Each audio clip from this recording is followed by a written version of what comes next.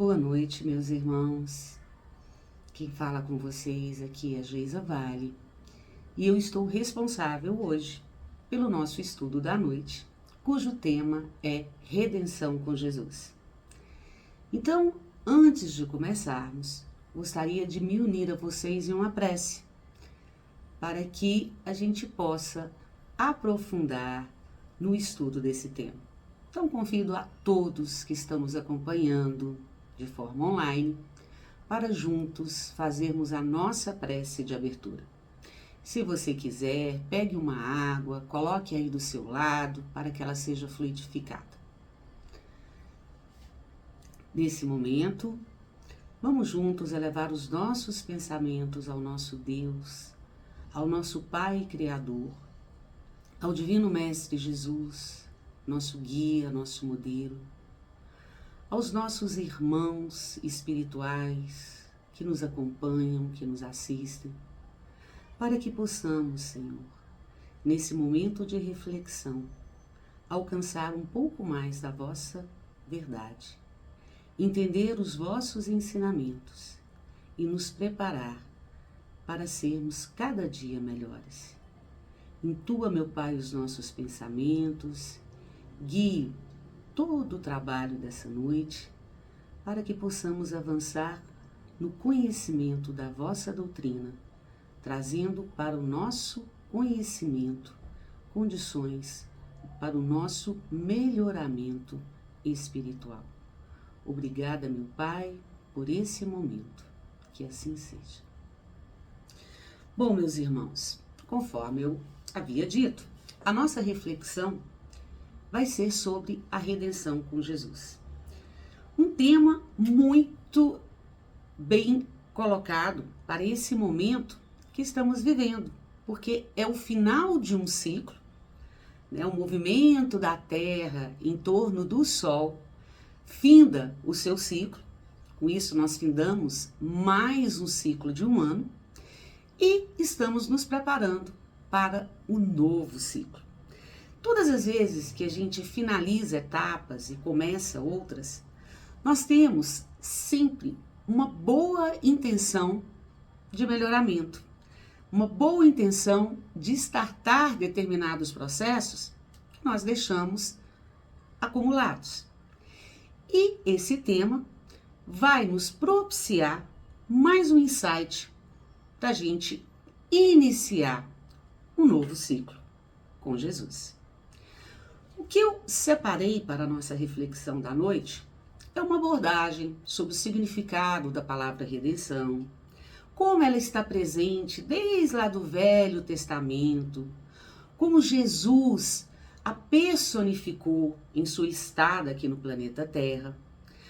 Vamos lembrar alguns personagens bíblicos que são exemplos de redenção por Jesus e trazer um modelo de redenção.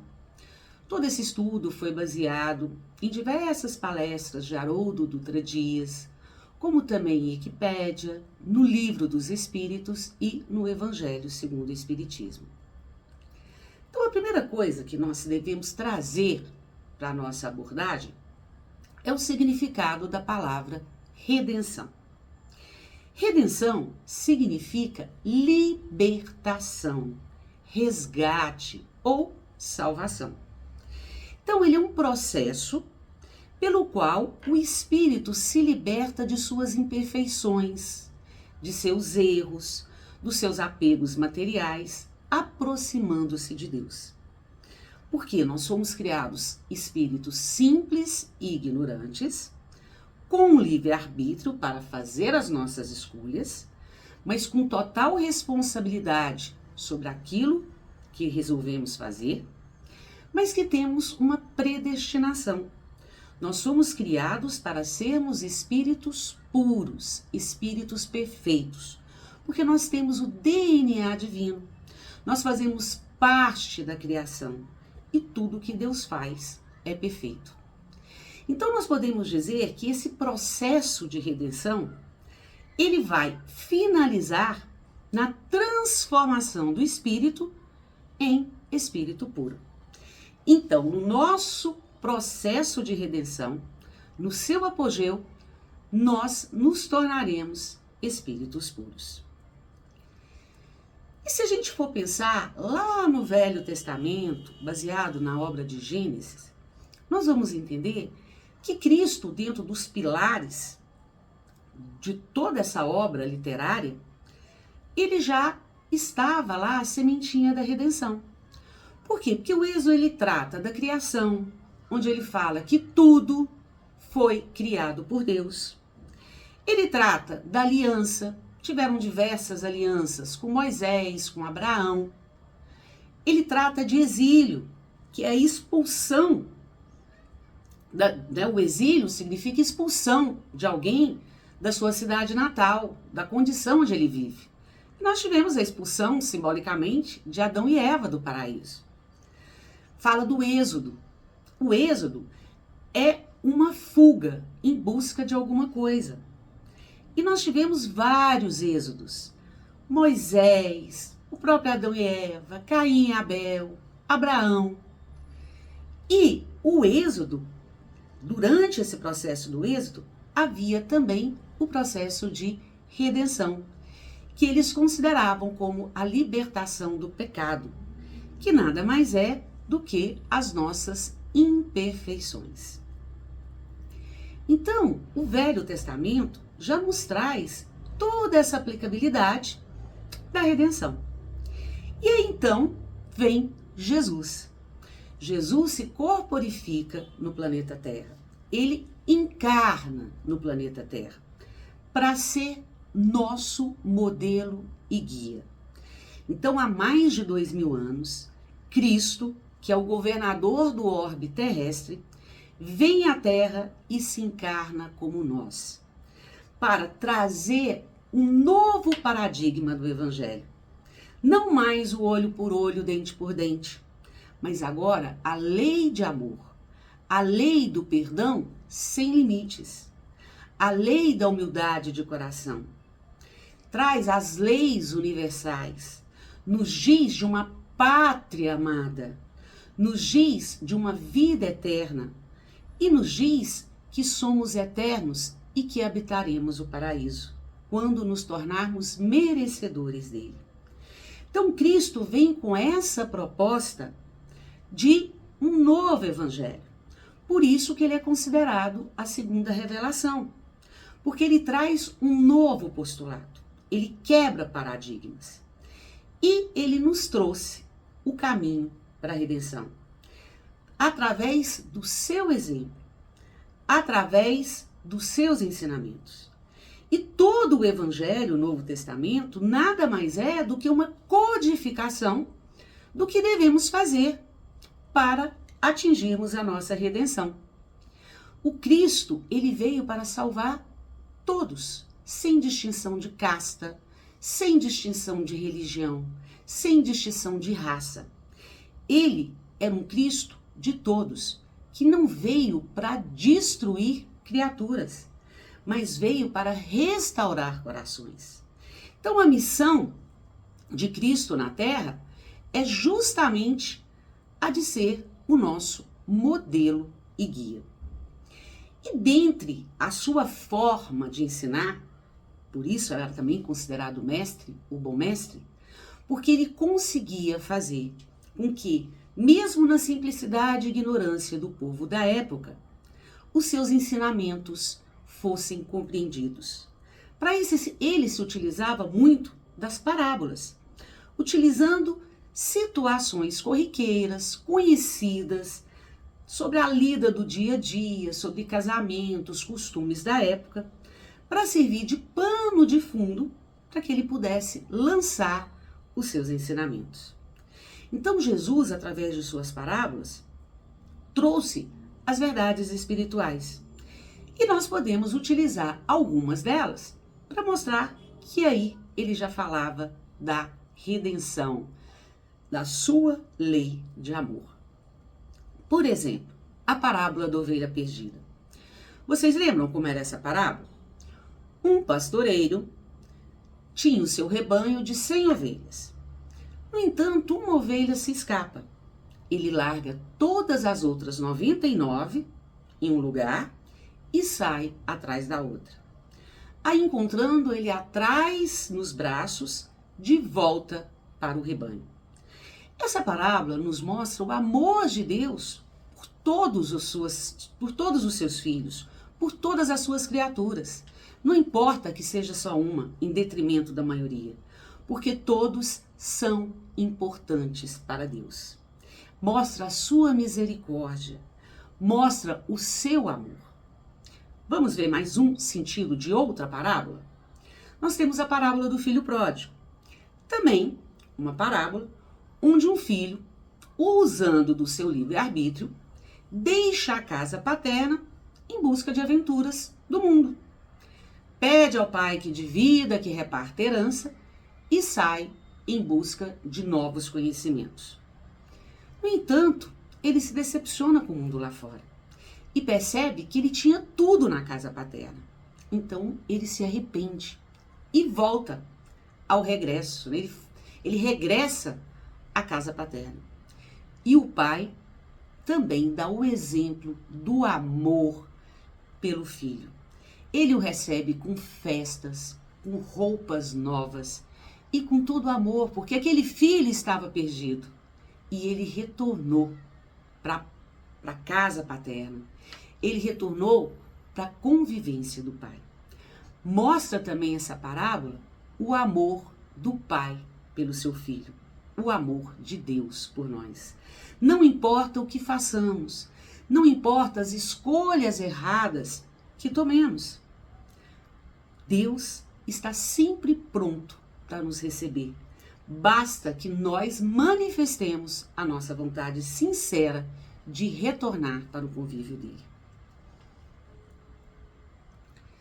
E dentre os exemplos de vários personagens que nós estudamos no Novo Testamento, nós temos grandes personagens que demonstram a verdadeira redenção com Jesus, que é a sua transformação de um homem velho em um homem novo, que é deixar para trás tudo o que lhe importava, deixar para trás todo o ciclo que o alimentava e se tornar uma nova pessoa, com novos propósitos, com novas intenções, com novas atitudes, com um novo querer.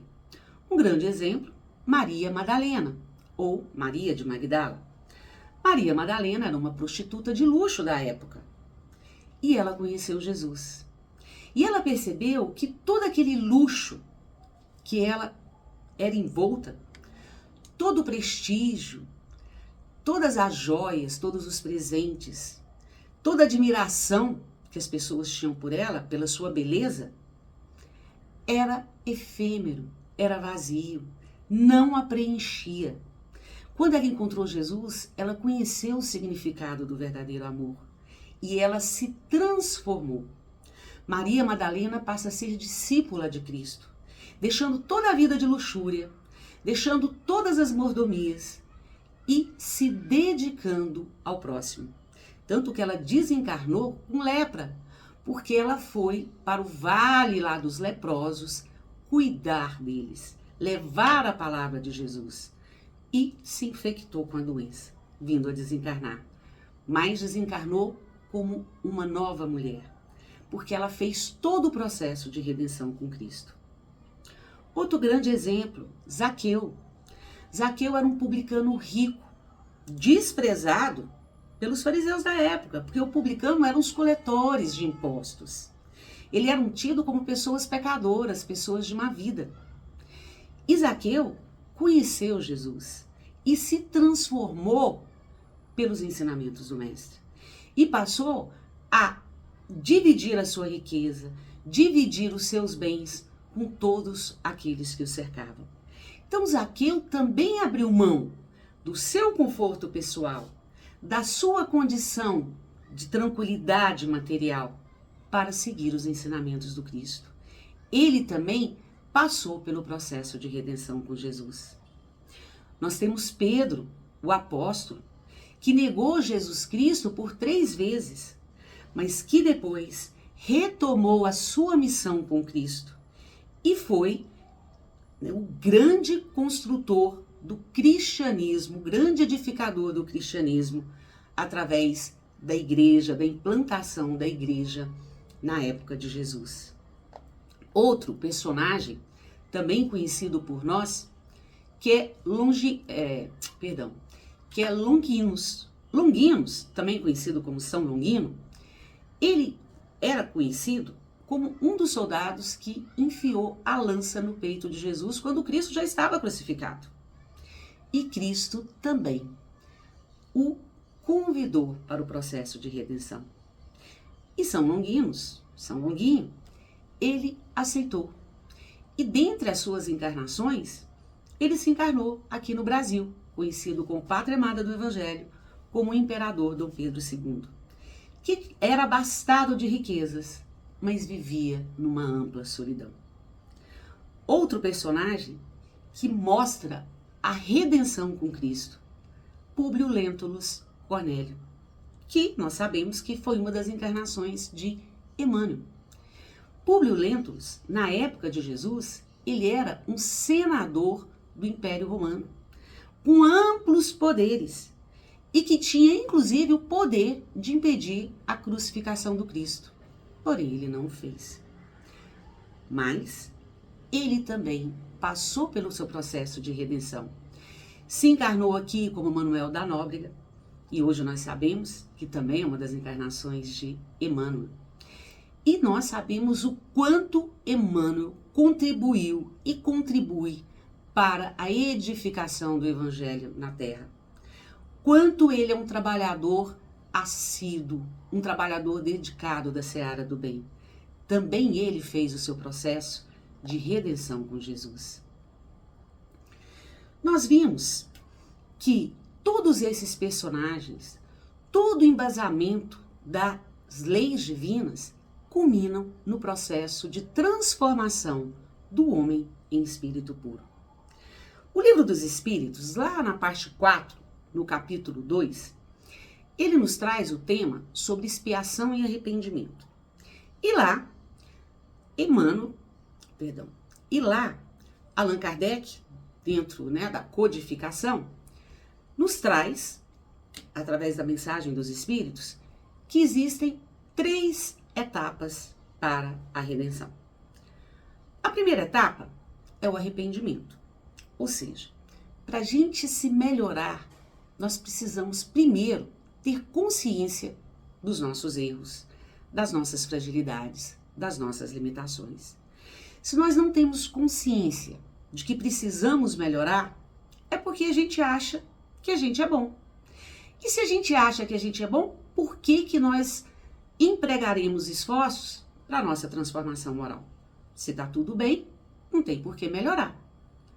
Então, nós temos que ter a consciência dos nossos erros e nos arrepender para que a gente possa dar o primeiro passo em prol da nossa redenção. O segundo passo consiste na expiação. Bom, eu me arrependi. Basta eu me arrepender? No processo evolutivo? Não. Eu também tenho que expiar. E o que é expiação? A expiação nada mais é do que eu sentir na minha pele aquilo que eu fiz os outros sentirem. É trocar de lado. Eu fui o ofensor, agora eu sou ofendido. Eu fui o agressor, agora eu sou o agredido. Eu fui o caluniador, agora eu sou o caluniado. Porque a dor só é de fato conhecida quando ela é sentida. Quando a gente machuca alguém, a gente não sentiu a dor dele, mas aquele que foi machucado por nós sentiu a dor. Então agora, no processo de expiação, a gente passa para o outro lado. E aí a gente passa a sentir os sofrimentos físicos e morais que nós impusemos a outra pessoa. Esse é o processo de expiar. E depois da expiação, tá tudo certo? Ainda não. Nós ainda temos uma terceira etapa, que é a reparação. Bom, eu me arrependi, eu fui lá, eu expiei, agora eu entendi de fato a dor do outro, agora eu vou reparar. Eu vou corrigir os prejuízos, os danos que eu tenha causado a alguém. A necessidade de reparação, ela é um princípio rigoroso da lei divina. É através da reparação que eu me purifico, que eu me liberto das minhas imperfeições. E que, através da lei do amor, eu transformo todas as inimizades, toda a aversão, todo o ódio. Então, o amor vencendo no final. O amor vencendo o ódio. Essa é uma lei divina. Na reparação, nós passamos a realmente integrar a grande irmandade, porque somos todos filhos do mesmo Pai. Então, nesse processo da reparação, dentro da nossa concepção, é utilizada a reencarnação. E nós sabemos que o núcleo familiar é o núcleo mais importante para os processos de reparação do espírito, porque é onde tem a maior potencialidade de amor. Porque existe o amor maternal, o amor paternal, o amor filial. O núcleo familiar é onde vem o amor pleno, ou pelo menos a potencialidade deles. Claro que nós sabemos que muitos lares, muitas encarnações de espíritos que vêm com a missão de se elevarem, de se perdoarem, de se auxiliarem dentro de uma mesma encarnação, no mesmo núcleo familiar, falem. Porque às vezes os antagonismos, às vezes os sentimentos de rebeldia, de aversão são tão grandes que se torna impossível uma conciliação imediata. Às vezes esse processo perdura várias e várias encarnações, havendo mudança de papéis. Ora aquele espírito vem como mãe, ora como filho, ora como marido, ora como irmão, para que vá dentro da teia de amor do núcleo familiar, vá se construindo, ou melhor, se reconstruindo as relações que foram perdidas. Então, a importância da família é muito grande no processo de redenção de todos nós. E ele é um compromisso que nós traçamos com Jesus. Quando a gente vem para esse plano terrestre, quando a gente vem com a oportunidade da utilização de um corpo físico e com a bênção do esquecimento do passado, para a gente começar uma nova jornada terrena, uma nova encarnação, nós temos a total liberdade de mudar as nossas atitudes, de mudar os nossos pensamentos, de mudar as nossas posturas. A finalidade da encarnação é justamente o nosso aprendizado. É justamente colocar a gente, é como se fosse um grande internato. A gente vai ficar fazendo uma imersão para aprender determinado assunto. Então nós fazemos uma imersão na Terra como espíritos encarnados com a finalidade de aprender a lei do amor, com a finalidade de aprender a perdoar, com a finalidade de aprender a nos comportar segundo as leis divinas. Então é esse o nosso papel aqui na Terra. E Deus está sempre nos dando oportunidades para o nosso burilamento, para o nosso melhoramento, para o nosso crescimento espiritual. Claro que a encarnação é a maior das oportunidades, mas esse processo de redenção, ele se mantém, seja no plano físico, seja no plano espiritual, porque o nosso aperfeiçoamento ele é constante, até que a gente chegue a uma condição de não haver mais necessidade de aperfeiçoar, porque a gente vai ter se purificado. Então, o caminho para a redenção com Jesus já está exposto em todo o apostolado que ele nos legou. No Evangelho, está lá, nas leis divinas codificadas por Allan Kardec, no Livro dos Espíritos, em toda a obra kardeciana.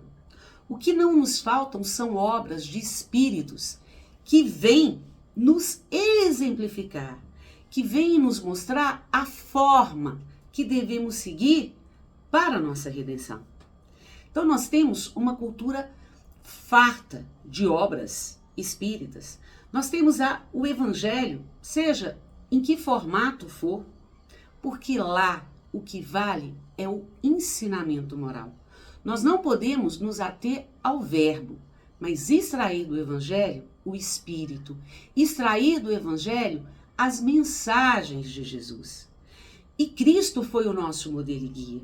Ele é o nosso modelo e guia.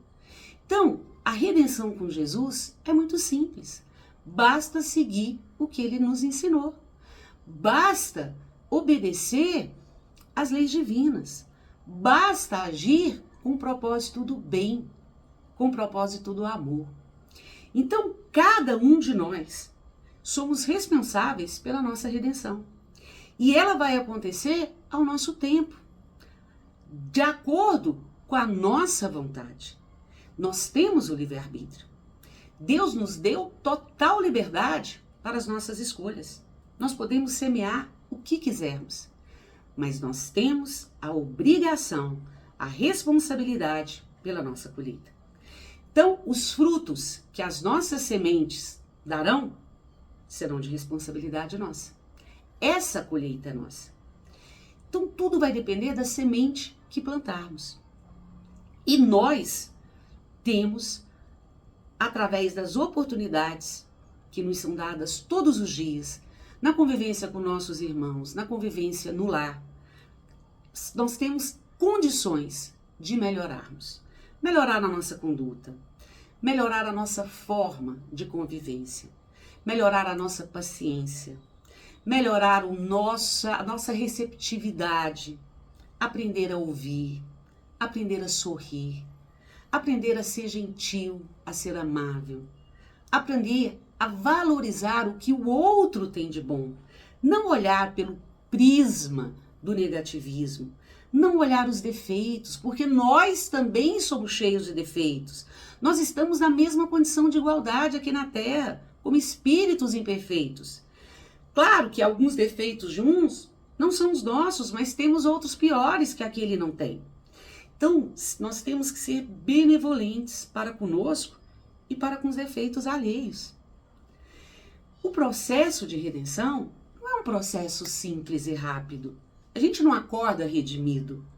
Ele é um processo gradual, ele é um processo lento. E ele é alcançado pelo nosso esforço pessoal, pelo nosso esforço diário, pela nossa reforma íntima. Nós só seremos espíritos puros quando nos libertarmos de nossas imperfeições. E ninguém vai fazer esse trabalho por nós. Essa é uma responsabilidade nossa.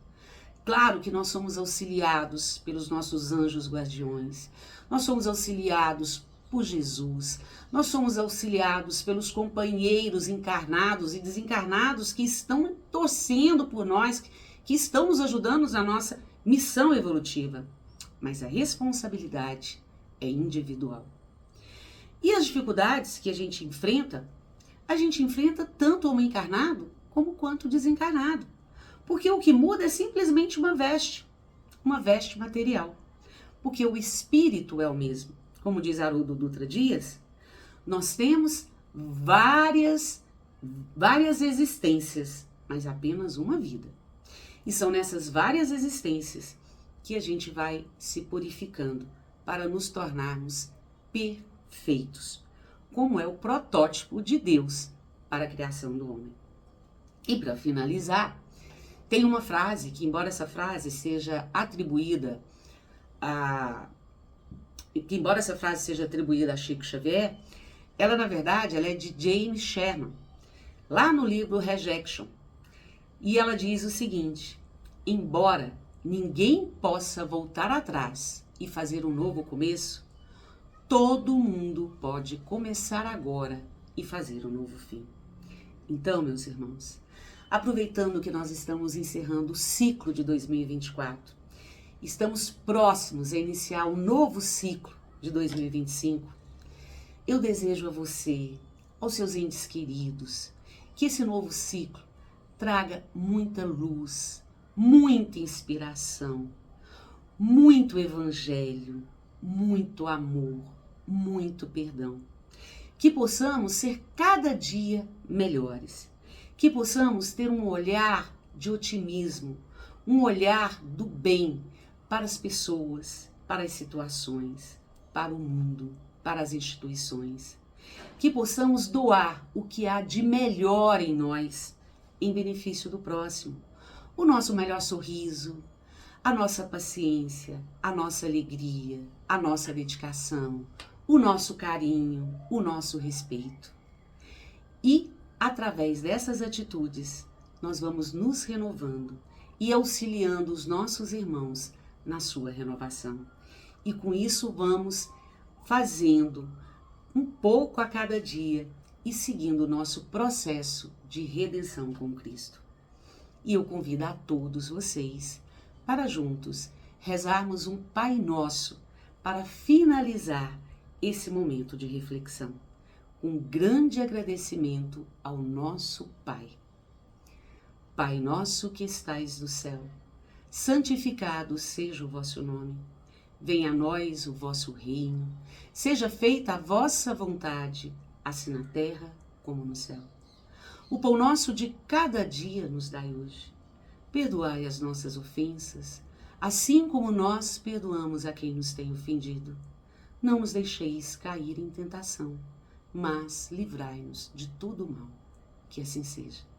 Meus irmãos, um feliz ano novo para todos. Um grande abraço.